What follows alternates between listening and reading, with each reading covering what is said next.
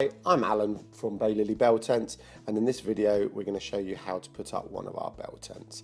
So you need gloves to keep your hands nice and clean for when you do the bedding, some poles, some pegs, a hammer comes in handy, and of course a tent. And we are rocking a sandstone 5 meter here, one of our standards.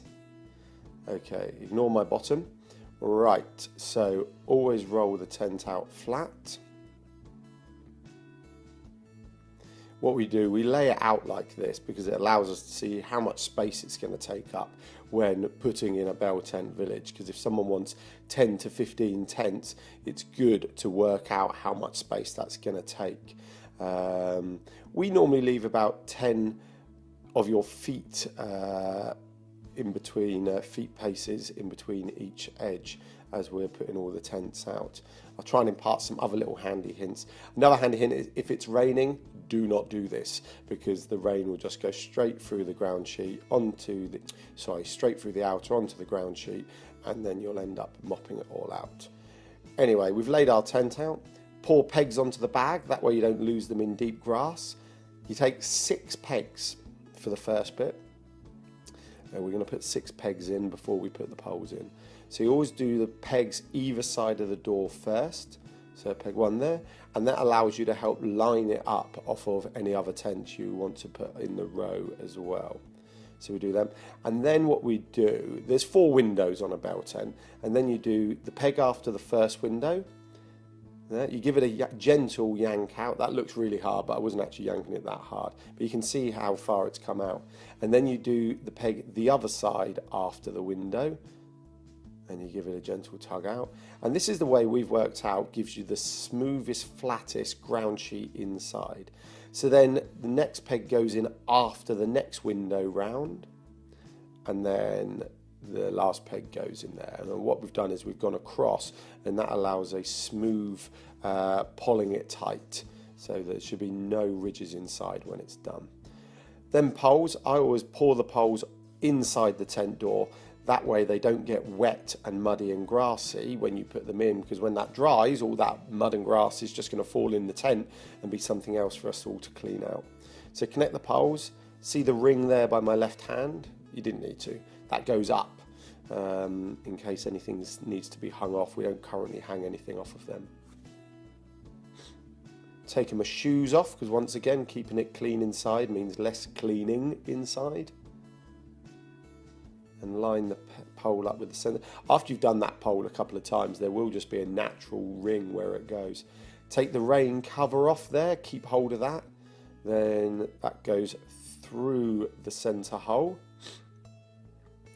Push that up. What I do, I pull that pole in and basically flake it out behind me.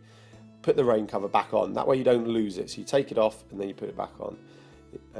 Put the pegs, the poles in into the ground sheet holders. There we go. So you put them in there and you tie like a shoelace bow around, and you do that at all 3 points, so on each of the bottom of the poles, left and right, and then at the top where the rain cow goes.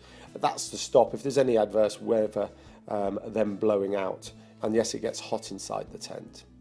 Next, now I've got my gloves off, I do all the stuff I don't want to have gloves on for, so now I go and untie all the guys, but pop this one in first. You noticed I also zipped the door up. So zip the door up, because when we do the guys, start pegging the guy lines out, it allows us to ensure it's not pulled too tight. Because if it's pulled too tight, that's when the stitching starts to go around the mesh doors.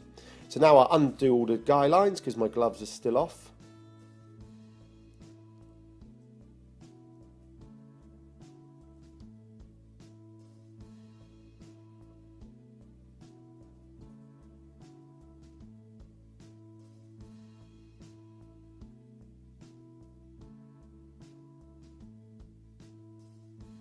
Nearly there. I think one was a bit tricky.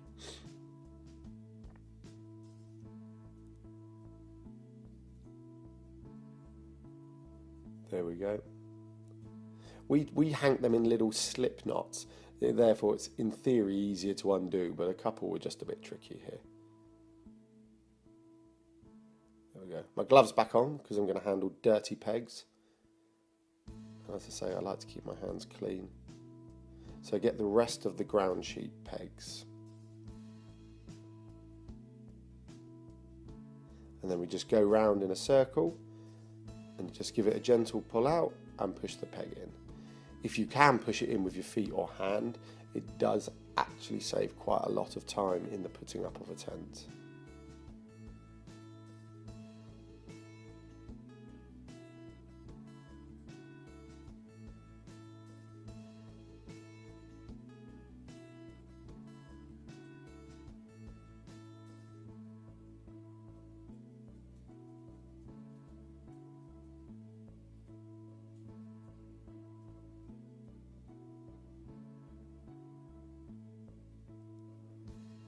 And you can never forget the one in the front of the door.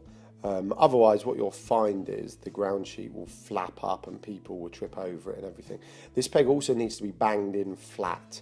It needs to be totally into the ground. Sometimes if I'm struggling to get a peg in just to ground's a bit hard or something like that, if you put your hand round the peg and bang it in, it just supports the peg. Sorry, those two orange pegs, they're rock pegs. We keep a pair in each peg bag to be used for bunting. And now I've got the guy line pegs. I place these in as I go round because I find putting them in with the guy ropes plus carrying them a bit of a faff. So once again, I don't like doing this when the grass is long, but the benefit of having the ground sheet out is I can just drop the guy line peg by the eyelet that I've already put in, so I know where it will be. So pull the metal slider down about a third, pop the peg through, ensuring the metal slider's upright, facing up, and then pop it in. I always do the first two guy lines either side of the door first, because with the door zipped up it allows to help just frame it and get them in the right angle. You'll notice if they're not in the right angle because you'll see creases in the flange material overlapping. Also, guy lines, what you do, if you follow down from the top of the tent, there'll be a stitch, a seam, all the way down to where the guy line is, one of the panels. So the guy line should go in line with that seam. So it should be one continuous line from the peak to the peg.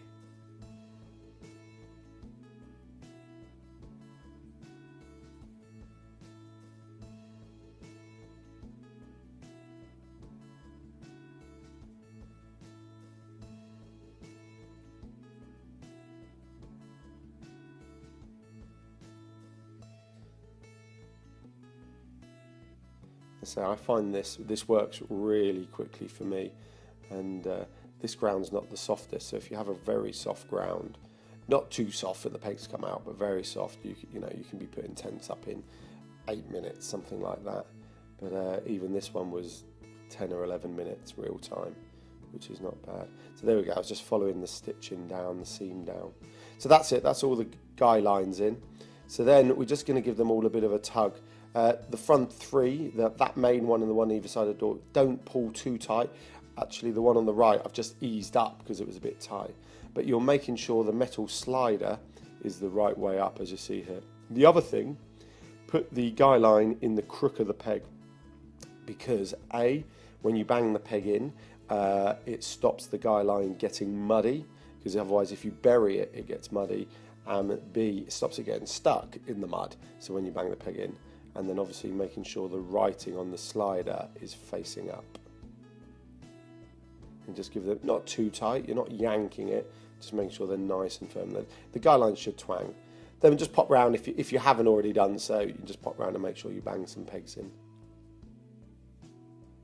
Minimum they should be in is about 3/4, but sometimes we will make sure they're all the way in to just ensure they've got maximum support.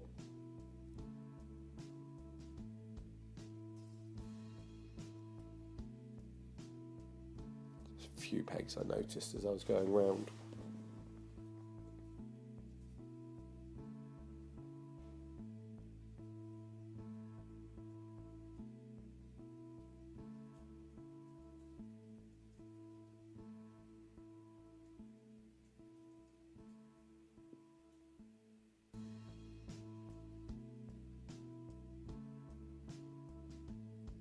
And hammer down, gloves off. We're just going to roll up the door, have a look inside, make sure the ground sheet looks neat and tidy. It does.